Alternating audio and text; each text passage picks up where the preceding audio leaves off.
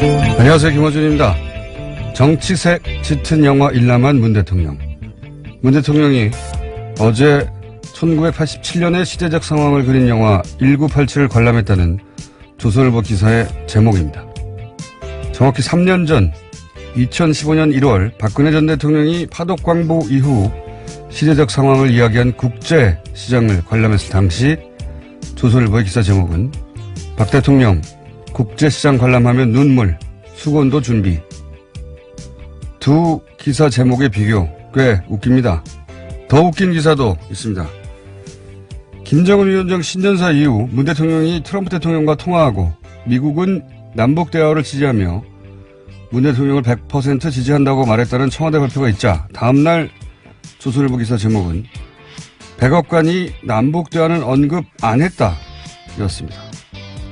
백악관 브리핑에서 남북 대화 지지한다는 소리는 없었다는 겁니다. 그러면서 조선일보는 외교가에서 청와대가 입맛에 맞는 내용만 골라 발표하는 것 아니냐는 지적이 나온다며 정체모를 외교가를 끌어들여 논평합니다. 그런데 어제 트럼프 대통령은 별장인 캠프 데이비드에서 공화당 의원들과 미팅 후 미 언론에 생방송된 기자회견에서 남북 대화를 100% 지지하며 대화가 올림픽을 넘어서까지 진행되기 바란다고 발언을 했죠. 상당히 웃깁니다. 조선일보 요즘 계속 웃기고 있습니다. 김어준의 웃음이었습니다.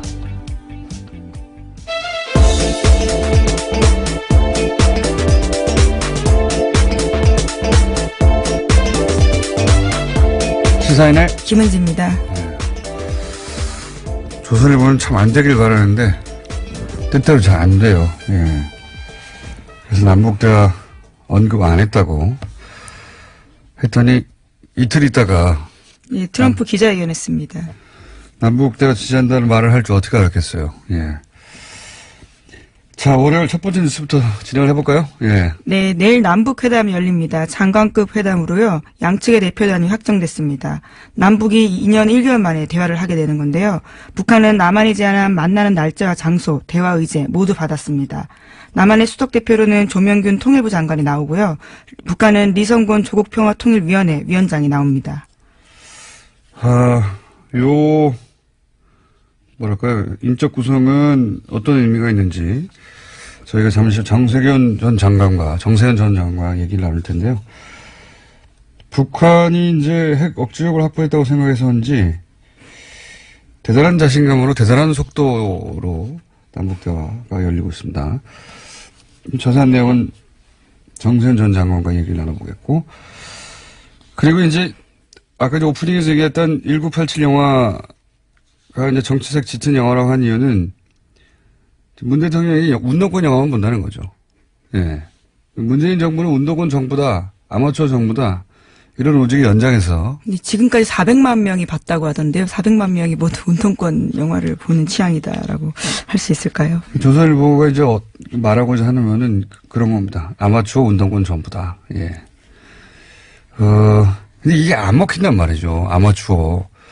왜냐면 바로 직전 박근혜 전 대통령이 국정원 공작비를 슈킹을 해서 자기 집 난방비를 썼어요. 그걸로 주사 맞고 머리하고 옷에 입고. 이게 안 먹혀요. 안 먹히는데 열심히 그런 프레임을 뿌리고 있는 거죠. 예. 더 웃긴 거는 이제 트럼프 대통령 이야기입니다. 문재인 정부를 미국이 패싱한다고, 믿고 손발이 안 맞는다고 이야기하고 싶어가지고, 그런 보도를 계속 내죠. 예. 남북대화 지지 말은 안 했다. 근데 이제 하루 이틀 있다가 전혀 다른 뉴스가 미국에서 나와버린다는 거죠. 예. 뜻대로 안 됩니다, 조선일보. 대통령 별장인 캠프 데이비드에서 기자회견 열었습니다. 거기서 관련된 질문 당연히 나왔는데요. 100% 지지한다라는 이야기 했습니다. 이 당시 이제 그 트럼프 통화했다 하고 나서 청와대에서 이제 브리핑이 나왔죠. 예. 근데 그날 이후 보수 매체를 한번 뒤져보시면 아주 재밌습니다. 청와대에서 이제 남북대화 100% 지지한다고 했다고 발표를 하니까 이 보수 매체나 종편에서는 온도차가 있다. 남북대화 지지한다는 말은 안 했다. 이런 얘기를 계속 합니다. 마치 청와대에서 없는 말을 한 것처럼 또는 뭐 과장한 것처럼. 그런데 이제 불과 이틀 뒤에 이렇게 직접 말할 줄 몰랐겠죠. 예. 이거 없었으면 계속 그렇게 떠들었을 거예요. 예. 네, 심지어 조건을 시사하긴 했지만요. 북한 김정은 위원장과도 통화할 수 있다라는 이야기까지 밝혔습니다. 자, 분위기가 바뀌고 있는데 이 얘기는 정세현 전 장관과 또 자세히 나누겠지만 관련 기사가 많이 나왔어요, 어제. 예. 네, 물론 트럼프 대통령은 이와 같은 남북대화 분위기 조성에는 자신이 가장 큰 기여했다라고 스스로를 칭찬하긴 했습니다. 기자회견에서 한 이야기인데요. 한반도 정세를 주도한 역할에 대해서 문재인 대통령이 자신에게 거듭 감사의 뜻을 표시했다고 밝혔습니다. 또 북한의 김정은 역시 자신의 과감성을 평가한다 이렇게 주장했습니다. 네, 이럴 줄 알았어요. 제가 이 트럼프 대화했다고 예, 청와대 발표했을 때 얘기했지 않습니까? 문 대통령이 트럼프를 잘 다룬다고. 트럼프는 자수성가한 지적인 인물이 자기를 인정해주고 칭찬해주고 굉장히 좋아합니다. 예. 문 대통령을 그렇게 보거든요. 자수성가한 지적인 인물로. 그래서 트럼프는 칭찬해주고 우쭈쭈 되면 원하는 걸 다 해줘요. 예. 실제로 통화 직후에 청와대 보도자료에는요. 트럼프 대통령이 그간 노력해서 남북대화로 이어졌다라는 식의 이야기가 있었는데 백악관 보도자료에는 없던 내용이었다라고 합니다. 청와대 보도자료에는 트럼프의 강력한 입장 덕분에 남북대화로 이어지는데 큰 도움이 되었다. 이렇게 일부러 넣어준 거죠. 예, 영향력과 위상을 공개적으로 인정하는 분위기를 잡은 겁니다. 예. 이런 거 앞으로도 넣어줘야 됩니다. 트럼프 대통령은 다른 사람 말 중에 자기가 듣고 싶은 말만 골라서 듣거든요. 듣고 싶은 걸 들려주고, 우리 거 챙기고, 예. 저도 트럼프 대통령의 기자회견 풀 버전을 봤는데, 자기 자랑을 몇 차례나 해요. 예. 몇 번이나. 네, 20분 남짓했는데요. 3차례나 언급했다라고 합니다. 자기 덕분이라고요. 남북대화 관련 부분은 그 중에 몇 분 안 되거든요. 전체가 남북대화가 아니라. 그 중에 뭐 한 2분 될래나? 그 중에 말끝마다 자기가 자기 칭찬을 합니다. 다 나 때문이라고. 그걸 서너 차례 언급을 하고. 예, 하지만 영미 언론은 좀 박한 평가를 하고 있는데요. 워싱턴 포스트는 트럼프 대통령은 한반도 문제에서 구경꾼처럼 보인다라고 썼습니다. 그러니까 이제 이 남북 문제를 남북이 해결하고 있다는 겁니다. 예. 그리고 네, 영국 가디언도 그렇게 썼는데요. 남북 대화의 공을 가로채려 하고 있다라고 비판했다고 합니다. 자화자찬하니까 상관없어요. 칭찬해주죠. 뭐 돈 듭니까? 칭찬 계속 해주고 예, 우리가 원하는 대로 가면 된다. 예, 우리가 원하는 방향으로 끌고 가면 됩니다. 근데 이렇게 칭찬하면 이렇게 될 줄 알았어요. 자, 다음 뉴스는요. 네, 국세청이 다스에 대해서 특별 세무조사 착수했다라는 소식을 전해드린 바가 있는데요. 이번 특별 세무조사의 목표가 다스의 해외 자금 거래에 초점이 맞춰져 있다라고 시사인이 보도했습니다.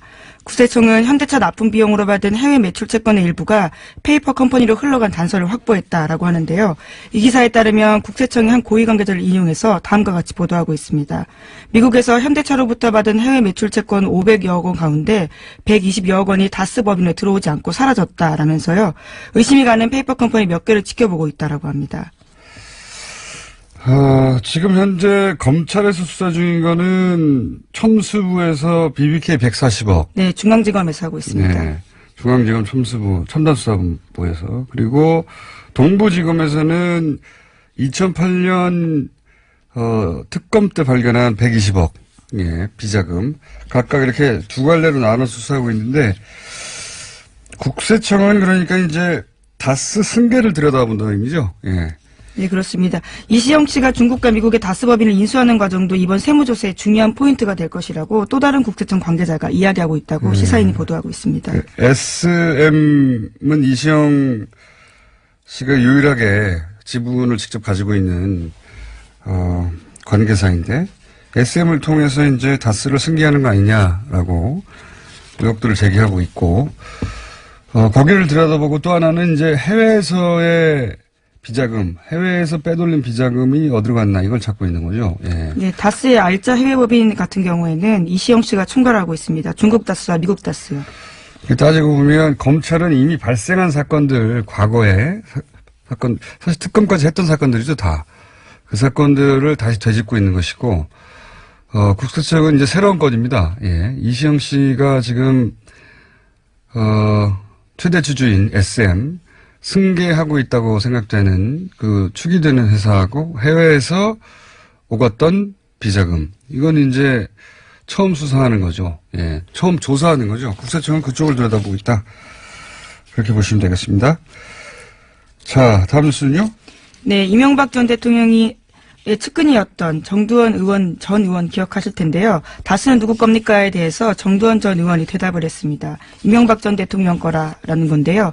정두원 전 의원은 자신이 서울시 정무부시장 시절에 당시 이명박 서울시장이 자신이 직접 다스를 창업했다라는 말을 했다고 밝혔습니다. 이 이명박 전 대통령 쪽 내부로부터 무너지고 있다. 네, 그런 뉴스로 봐야 하는 것 같아요. 왜냐면 물론 지금은 거리가 멀어지긴 했는데요. 예, 이제 이게 어떤 의미냐면 최근에 이제 다스 수사 관련해서 다스에 근무했던 사람들 이 속속 이탈해서 증언을 내놓고 있지 않습니까? 정두원 의원의 발언은 사실 법적 의미는 없겠지만 왜냐하면 본인이 이제 들었다는 얘기고 입증이 안 되니까. 그런데 이제 그 내부를 무너뜨리는 분위기, 예, 이런 분위기를 가속시킬 것 같아요. 왜냐하면 최측근이었던 사람이 다스를 이명박 전 대통령이 직접 만들었다는 얘기를 내가 들었다고. 예. 바로 이명박 전 대통령으로부터 들었다. 예, 정황도 자세합니다. 현대자동차 회장이 정세영 회장인데 두 분이 굉장히 친해서 뭐 좀 해라고 챙겨서 그런 취지로 만들어줬다라는 이야기까지 하고 있습니다. 그러니까 이제 그 현대 관두고 나서 현대자동차 회장이었던 정세영 회장이 뭐 좀 해라라고 했고 이거를 정주영 명예회장, 정재영 전 회장의 묵인하에 혹은 뭐 승인하에 이루어졌다. 그때 내가 직접 만들었다 이런 얘기죠. 예. 직접 만들었는데 왜 주주는 그러면 처남과 형이었냐 이 얘기를 하지 않을 수 없는 건데 어쨌든 이렇게 정두원 전 의원까지 다스를 이명박 전 대통령이 만들었다고 말을 해버리면 다수의 내부자들이 예, 이탈하는 분위기가 더 가속될 수 있다. 예, 그런 분위기가 가속되고 있다. 예, 무르익고 있다. 그런 뉴스로 보면 되겠습니다. 물론 이에 대해서 이재호 전 의원은 정 전 의원이 잘못 알고 있다라면서 반박했다라고 MBC가 보도하고 있습니다. 반박이 하겠죠. 예. 그런 반박으로 되돌릴 수 있는 상황은 아닌 것 같아요. 자, 다음 뉴스는요? 네, 2008년 삼성 특검 당시 삼성그룹이 사회 환원을 약속했던 차명계좌 자산에 대해서는 몇 차례 알려드린 바가 있습니다. 이 자산이 주가 상승에 힘입어서 2조 원대였는데 현재 6조 원대로까지 불어났다라고요. 오늘 아침 한겨레 신문이 보도했습니다. 그때 뭐라고 그랬냐면 한 1조 7천억인가요? 뭐 그 정도 나왔어요. 그중에서 삼성생명 주식을 제외하고는 전부 사회 환원한다고 그랬거든요. 근데 한 번도 안 했어요. 네, 2008년에 이학수 삼성전자 부회장이 발표했던 바입니다. 한 번도 안 했거든요. 예. 그래서 10년 지났더니 그게 6조가 됐어요. 잘 됐네요. 6조를 내면 되겠네, 이제. 돈을 부풀려서 내려고 그랬나요? 예. 심지어 2016년 12월 달에 이재용 삼성전자 부회장이 국회 청문회에 나온 바가 있는데 이에 대한 질문 나왔습니다. 그때 자기들이 잘 결정해서 좋은 시기가 오면 좋은 일에 쓰겠다라고 이야기했거든요. 결정해야 할 시기가 오면 좋은 일에 쓰겠다라고 이야기했습니다. 결정해야죠, 이제. 어쨌든 불어나니까 좋네요. 사회 환원 액수가 늘어나니까. 다음 뉴스는요? 네, 네이버가 최순실 국정농단 사건 관련 검색어를 당사자 요청이나 자체 판단에 따라서 삭제한 사실이 드러났습니다. 국회 신용년 의원실을 통해서 확인된 사실인데 한국인터넷자율정책기구 검증위원회 보고서에 나온 내용입니다. 네이버는 2016년 10월부터 11월 15,000여 건에 넘는 연관 검색어가 있고요. 23,000여 건이 넘는 자동 완성 검색어를 삭제했습니다. 당시 삭제한 연관 검색어와 자동 완성 검색어는 국정농단 관련된 키워드가 상당수였습니다. 이 중 일부 삭제의 경우 적절하지 않다라고 해당 기구가 지적했습니다. 저도 이 보고서를 구해서 직접 봤는데 작년 11월 말에 있었어요. 한국인터넷자율정책기구 키소 보고서인데 이거는 이제 2011년인가 12년에 검색어 삭제 의혹이 크게 불거진 적이 있습니다. 네, 2012년이었습니다. 예. 네. 그러자 이제 외부에서 검증받자 이렇게 그런 취지로 발족한 기구인데 이건 기업들이 모여서 발족을 시킨 거예요. 기업들이 자기를 스스로 검증하는 셈이에요. 게다가 여기 의장을 네이버나 다음 대표들이 했거든요. 이게 한계가 뭐냐면 그런 기록을 남기지 않고 보고하지 않고 하는 삭제는 그럼 어떻게 하느냐. 예. 왜냐면 이 지금 현재 검증은 기업이 스스로 제출한 것만을 대상으로 하는 겁니다. 이게 포털의 서버를 직접 그 로그를 전체를 확보해서 검증하는 게 아니에요. 그러다 보니까 기록을 남기지도 않고 보고하지도 않은, 제출하지도 않은 삭제는 검증 대상에서 빠지는 거죠. 그런 한계가 있고, 구체적으로 예를 들어 장충기 문자 또는 최근에 네이버가 처음으로 인정했던 스포츠 뉴스 배치 조작 이런 건 제출 안 하거든요. 예. 그런 실제로 더 문제가 될 만한 있을 법한 그런 삭제는 기소에서 검증이 불가능합니다. 예. 기업이 제출한 자료만을 기준으로 하기 때문에. 네, 이번에 나온 거는요, 박근혜 7시간 시술, 그리고 하나 김승현 회장의 아들인 김동선 정유라 마장 마술, 이러한 키워드입니다. 기소위원회 자체는 열심히 하겠지만 그런 한계를 원천적으로 안고 있다. 그리고 이번 보고서도 전체적으로는 문제가 없다고 했어요. 그리고 과거에도 이런 비판을 많이 받았어요. 기소 보고서가 이렇게 한계를 가진 보고서인데 여기서 문제가 없다 하면 면죄부 주는 그런 기능만 하는 거 아니냐 이런 보고가 있었고, 그런데 이제 이번 보고서 같은 경우에는 그런 제출한 검색어 삭제만을 대상으로 했음에도 불구하고 몇 가지 문제가 있었다. 예를 들어서 김동선 정유라 마장 마술을 삭제했는데 이게 이제 하나그룹 김승현 회장의 아들이거든요.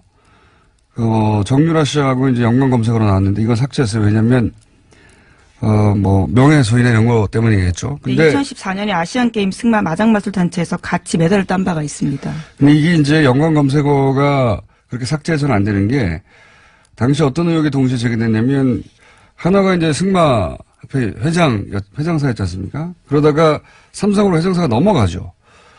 그때 삼성과 하나 사이에 어떤 주고받은 거래가 있지 않았냐, 이런 의혹이 불거질 때였어요. 그래서 삼성이 최순실 씨에게 사기를 당한 게 아니라 삼성이 최순실을 독점하기 위해서 하나가 장악하고 있던 승마협회를 넘겨받고 대신 삼성이 소유하고 있던 방산기업을 넘겨준 거 아니냐, 이런 의혹이 제기되던 상황이거든요. 근데 이걸 네이버가 일개 담당자가 자의적으로 삭제했다는 건데 이건 문제가 있는 거죠. 박근혜 7시간 시술 같은 거나 이런 것도. 그나마 기록으로 남아있는 거 중에서도 몇 가지 문제가 있다고 지적한 것이고, 이 자의적 삭제 또는 포털이 제출한 것만을 대상으로 한 검증, 여기서는 한계가 있습니다, 이제 제가 보기에는 행정 규제가 구체적으로 있어야 된다고 봐요, 앞으로. 이 문제는 또 다루기로 하고, 포털 문제는 저희 관심이 많습니다. 또 다루기로 하고. 이에 대해서 네이버 측 입장을 잠깐 전해드리면요. 국내 인터넷 기업 중 유일하게 외부위원회를 통해서 검색 서비스에 대해서 스스로 검증받고 있다라고 밝히고 있긴 합니다. 그래서 면죄부가 되고 있다고 거꾸로 비판을 받고 있어요. 예, 이 보고서 내놓고 그런 한계에도 불구하고 파라 문제 없지 않냐 이렇게 넘어가는 구조를 만들었거든요. 자, 제목 하나 짚을 정도 시간 됩니다. 예, 트럼프 대통령 정신건강 둘러싼 논란이 있다라고 지난주에 말씀드렸는데요. 이에 대해서 자신의 입장을 냈습니다. 나는 매우 안정적인 천재다라고 트위터에 썼는데요. 나는 단 한 번의 도전으로 매우 성공한 사업가, 최고의 TV 스타를 거쳐서 미국 대통령에 올랐다면서 이건 똑똑한 게 아니라 천재라는 걸 입증해 주는 거다. 그것도 매우 안정된 천재라고 자신의 트위터에 썼습니다. 비유적으로 쓴 게 아니고 저도 이 트위터 찾아봤는데 진짜 지니어스라고 썼어요. 내 인생에서 가장 큰 두 가지 자산은 정신적 안정과 정말 똑똑하다는 것이다 라고도 썼습니다. 이런 말 직접 하기 쉽지 않거든요. 예. 근데 이제 한편으로 이해가 가는 게 미국의 주류 언론으로부터 비판 보도를 매일매일 당하잖아요. 예. 네, 책이 나와서요, 최근에요. 그럼 그 비판 보도 대부분 무질서하고 체계가 없고 무능하고 미쳤다는 지적이 있고 그런 보도가 많다 보니까 그게 아니라는 뭐랄까요, 정신적으로 굉장히 방어적인 그런 상태인 것 같고 책도 나왔죠. 네, 화염과 분노라고요. 과거에 자신이 했던 발언을 딴 책입니다. 마이클 울프라는 사람이 쓴 건데 자기가 나오자마자 지금 아마존에서 구해서 읽고 있습니다. 굉장히 재밌어요. 예. 거기 보면 제일 재밌는 게 트럼프 캠프는 자기들이 선거에서 이기려고 한 적이 없답니다. 당선도 예측하지 못했다라는 내용이죠. 예측하지 못했다가 아니라 이길 생각이 없었다. 예. 캠프 내 누구도 승리할 거라고 생각하지 않았고 자신들의 승리는 아슬아슬하게 지는 걸 승리라고 생각했다고 그런 내용이 나옵니다. 예, 그런 내용은 오늘 시간이 없으니까 내일 다루기로 하죠. 이 책 내용 굉장히 재밌습니다. 네. 여기까지 하겠습니다. 시사인의 김은지였습니다. 감사합니다. 남북 고위급 회담 대표단이 확정됐습니다. 남북 대화 진척 속도 아주 빠릅니다. 과거 고위급 회담 대표단으로 직접 북한과 대화했던 까칠한 정세현 전 통일부 장관 전화 연결됐습니다. 안녕하세요, 장관님. 예. 이제는 까칠하다는 거 그냥 받아들이시는군요. 예. 지난 2일 날 저희가 인터뷰할 때 뭐라고 하셨냐면 우리 정부 쪽에서 강하게 얘기하면 트럼프 대통령 태도가 남북 대화 지지로 바뀔 거라고. 왜냐하면 처음에는 두고 보자 이런 얘기를 했었기 때문에 트럼프 대통령이. 그때 그렇게 언급을 하셨는데 장관님 예상대로 됐습니다. 일단 본인 자랑을 먼저 해주십시오. 아니요, 무슨 소가 뒷걸음지다가 쥐잡은 거지. 무슨 별거 있습니까?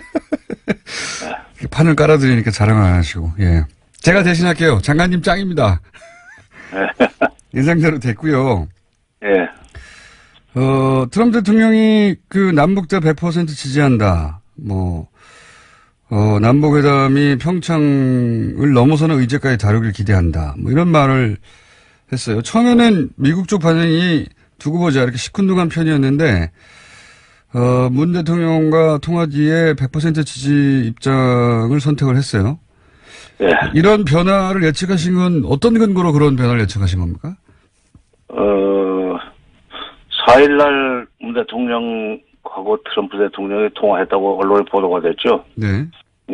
그때 통화하는 과정에서 남북 대화를 통해서 북핵 문제 해결과 관련된 북미 대화, 미북 대화도 할 수 있도록 역할을 하겠다 하는 그런 얘기를 했다고 이게 보도가 됐었습니다. 네네. 바로 그 대목에서 트럼프가 이거 지금 그동안에 압박과 제재로 북핵 문제 해결에 실마리를 풀어보려고 했었는데 중국, 러시아가 이제 미국에 북한에 석유를 밀수출을 했느니 하는 문제를 가지고 지금 시비가 붙어 있지 않습니까? 증거를 내놓고 한쪽에서는. 예.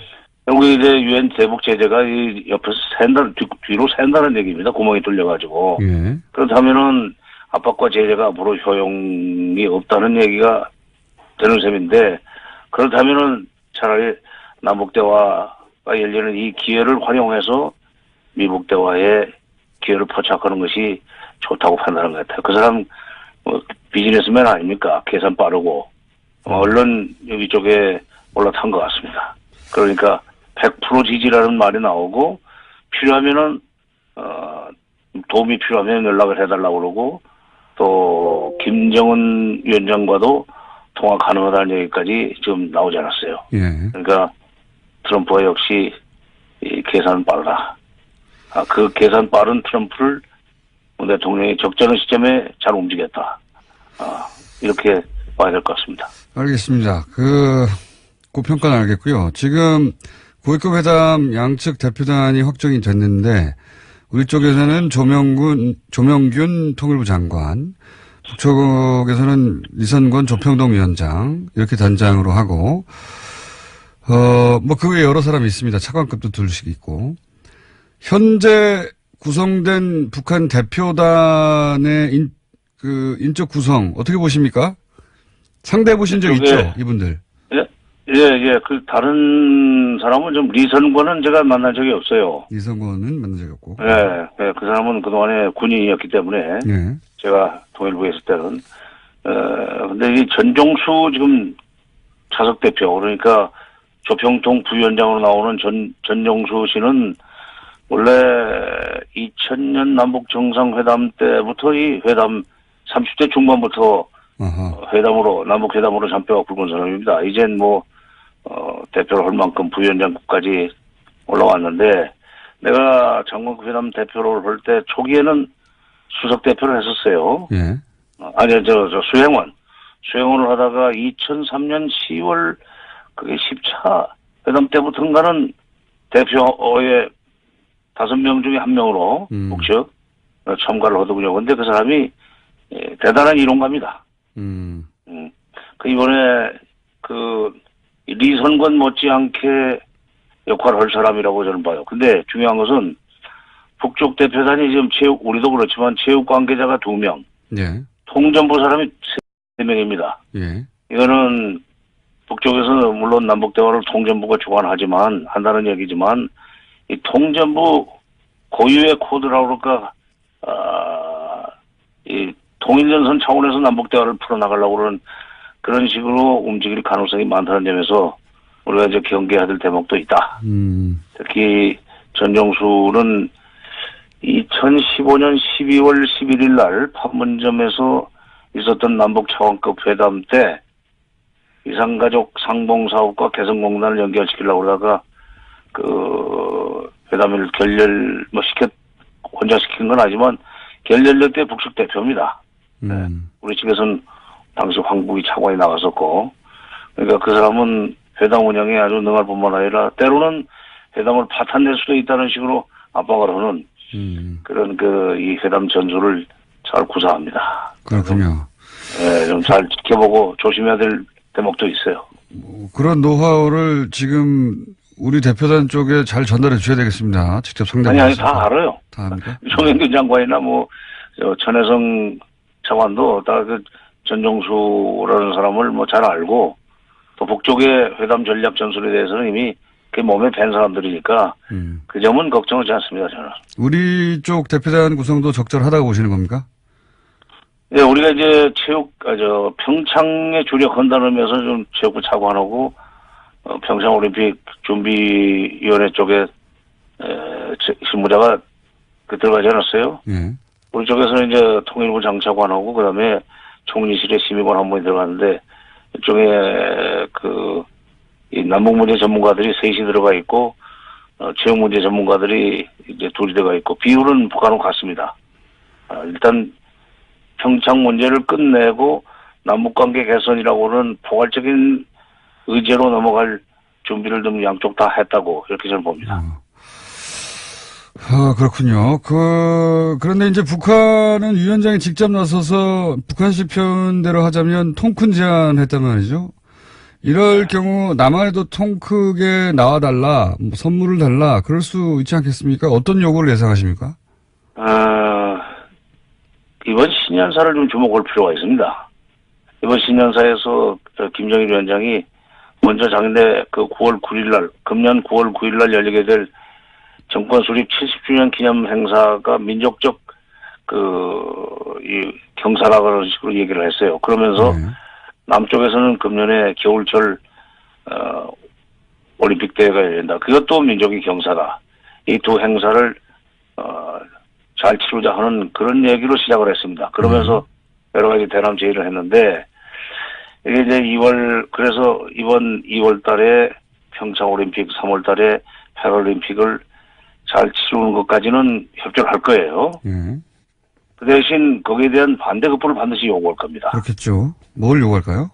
대표적인 것이 9월 9일 날 열리는 자기네 정권 수립 70주년 행사에 무슨 이번에 평창에 오는 것 같은 그런 식의 대표단, 축하단 이런 것이 좀 올 수 없느냐 하는 얘기를 하지 않을까 하는 생각이 드는데 크게 이제 우리 국민 정서를 자극할 가능성이 있죠. 네. 그래서 그런 것은 우리 대표단이 잘 대처를 하리라고 봅니다만은 또 하나 이제 2월부터 시작해서 9월까지 그 행사가 평화로운 분위기 속에서 진행될 수 있도록 여러 가지 분위기를 조성해야 된다는 얘기를 할 겁니다. 예를 들어서 한미 군사 훈련을 9월까지 하지 말아달라거나. 그런 것도 있을 수 있고, 그 다음에 그거를 위해서 여러 가지 남북 간의 민간 차원의 다방면적인 교류와 협력 이것이 필요하다 하면서 남쪽 사람들 북쪽에 오는 거 무조건 받겠다라든지 또는 북한이 잘 쓰는 일종의 재정당 사회단체 연석회의 또는 전민족 대회, 범민족 회의 같은 그런 군중 집회성 통일 문제 행사를 자꾸 하자고 하면은 이쪽에서는 우리 쪽에서는 그걸 쌍수로 환영하면서 가겠다고 여기저기서 신청을 할 사람들이 좀 상당히 많이 있어요. 그런 단체들도 많이 있고 이게 잘못하면은 회담을 통해서 북핵 문제 해결에 전기를 말해야 되는 정부에게 부담이 될 수 있습니다. 그래서 이제 그건 북한이 그런 일을 좀 안 했으면 좋겠고 개성공단이나 금강산도 일단 뭐 짚고는 넘어갈 거예요. 근데 그것도 순서가 있고 그렇기 때문에 순서가 있는 문제니까 그건 차차 다루기로 하고 우선 첫째 북쪽이 이번에는 과욕을 부리지 말아야 된다. 그런 생각입니다. 근데 그건 뭐 북쪽의 마음이니까요. 우리가. 그래도. 예. 약간 그런 어려움들이 있을 수 있다. 이런 말씀이신 것 같고. 제가 이제 이런 말씀을 여쭤보는 이유가 뭐냐면 2003년에는 평양에 직접 가셔가지고 그때 북한이 북미 양자회담을 주장할 때 육자회담을 성사시킨 경험이 직접 있으시지 않습니까? 그래서 제가 궁금한 것이 당시 그렇게 북한이 자기들의 요구사항이 분명히 있을 때 북한을 설득하신 경험을 가지신 분으로서 북한을 어떻게 설득하신 건지 과거의 경험을 한번 얘기해 주시고 우선.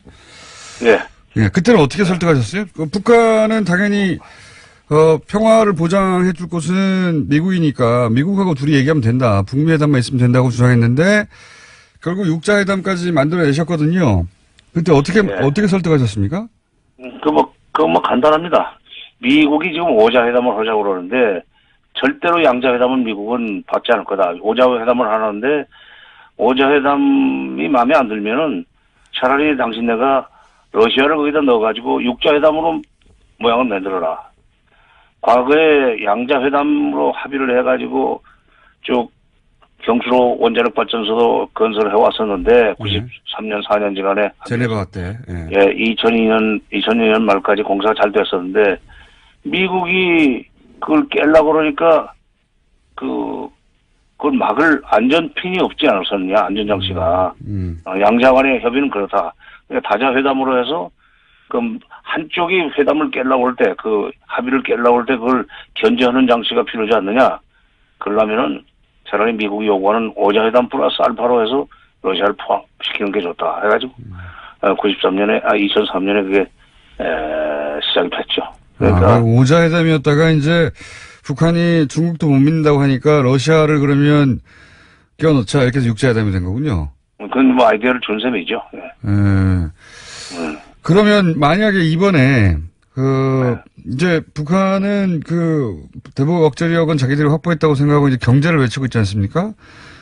그런데 미국은 대북 제재가 가장 중요하다. 이게 현재까지 입장인데 경제 문제 해결을 바라는 북한 입장에서는 뭐 남북 경제, 문화, 교류 이런 걸 요구할 텐데 이러면은 미국 대북 제재하고 충돌하지 않습니까? 이런 걸 어떻게 풀어야 됩니까? 과거의 경험을 비춰보자면. 북한이 과욕을 부리지 말아야 돼요. 그러니까 내내 경제도 활성화시키면서 뭐 여러 가지 남북 대화를 통해서 이제 챙기고 싶은 것이 있어요. 미북 대화로 건너가고 싶은 겁니다. 근데 미북 대화로 건너가려면은 이번에 남쪽을 상대로 한 통일전선 차원의 여러 가지 이 평화 공세라고 할까 이런 것을 좀 자제하고 차라리 여기서 한국 정부와 긴밀하게 협의를 하는 식으로 이렇게 나가야 됩니다. 그러려면은 거기서 뭐라고 합니까 아까 여러 가지 요구를 제기할 수 있다고 그러는데 9월까지 무슨 평화 분위기를 조성하기 위해서 통일전선 차원에서 재정당 사이다지 연석회의라든가 뭐 이런 것을 열자는 식으로 이렇게 자꾸 이 남쪽에다 대고 무슨 메시지를 보내고 편지 보내는 이런 짓 좀 하지 말고 한국 정부와 긴밀하게 협의를 해가면서 한국 정부가 빠른 시간 내에 트럼프와 김정은 위원장 사이, 트럼프 대통령과 김정은 위원장 사이 진짜 트럼프의 희망대로 통화가 될 수 있도록 그런 식으로 주선해주길 바라는 그런 이 협조를 요청해야 돼요. 내막적으로 하면 됩니다, 그게. 그러니까 지금 장관님 말씀은 장관님 경우로 봐서도 그렇고 북한이 요구한다고 그걸 다 들을 수 있는 것도 아니고 상황이 있기 때문에 여러 가지 논리로 북한의 요구사항을 잘 이렇게 다독거리면서 우리가 원하는 대로 끌고 가야 되는데 그중에 가장 급한 것 중에 하나는 북미 간의 통화를 하게 만든다든가 또는 북한이 욕심을 자기한테 자제시킨다든가 뭐 그런 우리 나름의 구체적인 전략이 분명하게 있어야 되는 거군요. 그렇죠. 아니 그러니까 지금 저쪽에 회담 대표단이 3명이나 지금 통전부가 들어가 있는데 예. 통전부 사람들은 아마 통전부 코드로 회담을 운영하려고 할 거예요. 통정부 코드라는 건 어떤 의미입니까? 남쪽을 상대로 해서 아주 평화공세하고 뭐 자기네들 것만 챙기려고 그러고 남쪽을 어떤 점에서는 좀 교란하고 이간질을 붙이고 이런 남남 갈등 뭐 이런 거를 노리지 말고 예. 통전부 코드로 하지 말고 외교부 코드로 좀 이번 회담을 운영을 해서 빨리 미북 대화로 건너갈 수 있도록 좀 그 회담을 합리적으로 운영을 하라 이거죠. 지금 합리적으로. 장관님은 저랑 인터뷰 하시면서 북한한테 들으라고 지금 하신 말씀이신 거죠? 아니 이건 북한한테 북한한테 까칠하게 얘기하는 거예요. 우리가 지금까지 그 통전부 코드로 대화 운영하려고 하지 말고 알겠습니다. 이번에는 외교부 코드도 좀 섞어라 그런 얘기죠. 오늘 여기까지 듣고요. 요 회담 진행되면 또 중간중간 연결하겠습니다. 네. 예. 네, 장관님 정도의 경험을 하신 분이 없기 때문에 다른 사람 연결할 분이 별로 없어요. 네. 까칠하다면서요. 할 수 없죠. 뭐 찾겠습니다. 제가. 오늘 여기까지 하겠습니다. 예. 감사합니다. 지금까지 정세현 전 통일부 장관이었습니다. 자, 항상 4부였는데 하다 많은 코너였는데 우선 2부로 땡겨왔습니다. 여러 가지 사정상. 게스트가 이렇게 저렇게 뒤엉켜가지고요. 예. 인문결 연구소 소장 임상훈 소장님 나오셨습니다. 안녕하십니까? 네, 안녕하십니까? 예. 자, 달려가 볼까요? 네. 달려가다가 못 끝내도 네. 이제 저는 이제 해결책이 있으니까 그때 말씀드린 것처럼 네. 뉴스 공장에다가 이제 그 하청 공장을 만들었습니다. 그래서 뉴스 하청 공장 만들어서 오늘 다 못다한 얘기는 거기서 이제 계속 또 할 수 블로그에서 네네. 연속으로 올리는 걸로 팟캐스트로 만들기로 해서 블로그 장사를 이렇게 연결하시는군요. 자, 인문결 혹시 오늘 얘기하다가 다 못 끝내면 인문결 연구소 블로그에서 나머지 이야기를 보실 수도 있고 팟캐스트 합니까? 네, 팟캐스트로 연결이 되려고 예. 그래서 이제 그렇게 하니까 매우 좋은 마케팅 방법인 것 같습니다. 네. 자, 오늘 주제는 뭡니까? 오늘 그 이란 이야기를 좀 해보려고 합니다. 이란. 네. 예. 저도 지금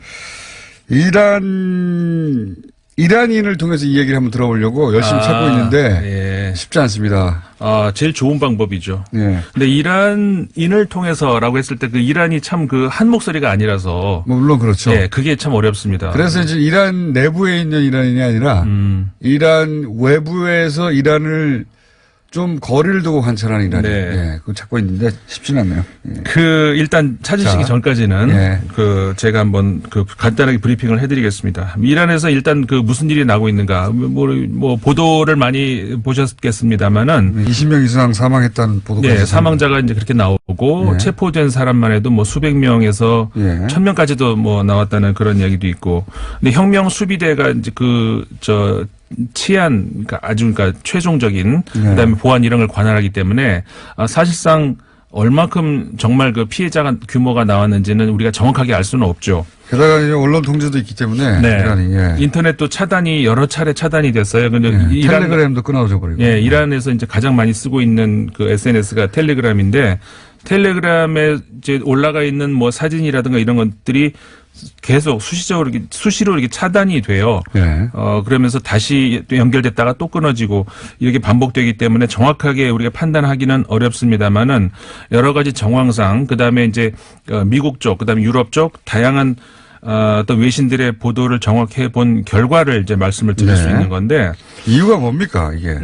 처음에 이 시작이 된 것은 마슈하드라고 하는 두 번째로 중요한 테헤란 다음으로 중요한 도시에서 출발이 됐어요. 시작이 됐는데 그 도시가 어떤 도시냐면은 지난 대선 때 그러니까 현 로하니 대통령과 겨루었던 라이시라고 하는 검사 출신의 극우 성향의 정치인이 있습니다. 네. 그러니까 로하니 대통령의 정적이라고 할 수 있는데. 로하니 대통령은 상대적으로 중립적이고 상대적으로 조금 진보적인 대통령입니다. 그렇죠. 약간 개혁 성향이고 온건 성향이고. 그런. 진보라고 해봤자 우리만큼의 진보는 아니고. 그렇죠. 어쨌든 거기에 상대적이니까. 예, 상대적으로. 예. 이란에서는 진보적이라고 할 수가 있는데 이제 외부의 다른 국가와 비교해서는 이제 진보라고 하기는 어렵지만 예. 아무튼 그 라이시라고 하는 그 정적이 뭐라고 말하자면은 그 주 무대로 하고 있는 그 도시거든요. 그렇군요. 그러니까 한마디로 말해서 현 로하니 대통령의 어떤 개혁, 어떤 방향 그런 거에 대해서 정치적으로 어떤 태클을 걸려고 하는 그런 데서 시작이 됐습니다. 극우 성향의 정적이 기반한 도시에서 출발을 한 거군요. 그렇죠. 예. 그러니까 로하니 대통령을 겨누고 시작된 반정부 시 그렇죠. 예. 그렇게 시작이 됐다고 할 수가 있는데 이게 원하지 않은 방향으로 물꼬가 틀어졌어요. 처음에는 로하니 대통령을 향해서 물러나라 그런 구호가 나왔다가 조금 지나면서는 이제는 로하니 대통령이 문제가 아니라 최고 지도자죠. 하메네이 지도자를 향해서 내려와라. 레짐 체인지 얘기까지 나오고 이렇게 흘러가니까 어떻게 보면 그러면서 그다음에는 처음에는 그 마슈하드라는 도시에서 시작이 됐는데 전국적으로 번진 거죠. 시위는 사실은 정적이 이제 현 정치 지도자를 향해서 다음 자기가 대통령 하려고 네네. 그렇게 시작된 건데 이제 한번 시작되고 났더니 그동안에 축적돼 있던 이란 내부의 문제들이 이제 한꺼번에 폭발하는 건데 네. 그중에서 경제 문제도 큰 것 같고 그죠? 굉장히 네. 크죠. 네. 경제 문제라고 얘기를 했을 때 이란의 경제 문제는 우리가 지금 뭐 1, 2년 문제가 아니잖아요. 네. 서방이 제재를 너무 오랫동안 했습니다. 그렇죠. 미국을 위시해서 그 서방이 오랫동안 경제 제재를 해온 나라였기 때문에 석유라든가 특히 그러니까 국민들의 민생에 직접적으로 관련될 수 있는 그런 것들도 굉장히 힘들고 그리고도 인플레이션이 문제가 굉장히 심각했었어요. 그러니까 아마디네자드라고 하는 그러니까 현 로하니 대통령의 전임 대통령 당시에 인플레이션이 40% 그렇게 됐었거든요. 그러니까는 지금 현재 로하니 대통령 시기에 인플레이션을 지금 통계를 보면은 10%거든요. 그러니까 이것만 해도 크잖아요. 잡히긴 잡혔는데도 여전히. 그렇죠. 네. 잡혔다고 할 수 있는데도 그래도 어쨌든 간에 여전히 국민들은 힘들다는 거죠. 게다가 올해 그러니까 지난해죠. 지난해 1년 동안에 트럼프 대통령의 미국 하에서 이란하고의 과거 2015년에 핵협상 타결했던 것을 거꾸로 돌리려고 하잖아요. 국민들이 이제 더 이상은 못 참겠다. 이게 뭐냐, 국가가. 이제 그렇게 폭발을 한 거죠. 그렇군요.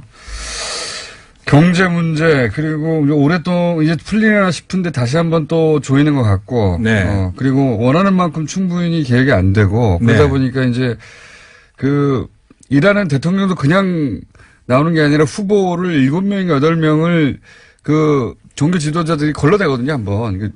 종교 국가예요, 여전히. 그렇죠. 네. 그러다 보니까 대통령이 우리처럼 정권을 행사하는 게 아니라 그 위에 정치 지도자들이 있다고 생각하니까 정치 지도자를 향해서 이제 시위가 그쪽을 향하기 시작했다. 그렇죠. 그러니까는 이란을 우리가 문제를 볼 때는 예를 들어서 뭐 반정부다, 반기득권이다 이렇게 얘기했을 때 하나의 목소리로 보기가 어려운 것이 아까 이제 이 최고 지도자라고 할 수 있는 하메네이가 있죠. 그러니까는 종교 지도자죠. 그렇죠. 79년 이후로 그러니까 이란 이슬람 혁명이 일어난 이후로 왕정 국가가 소위 공화국정이 됐다고 하는데 사실 뭐 공화정이라고 하기는 어렵잖아요.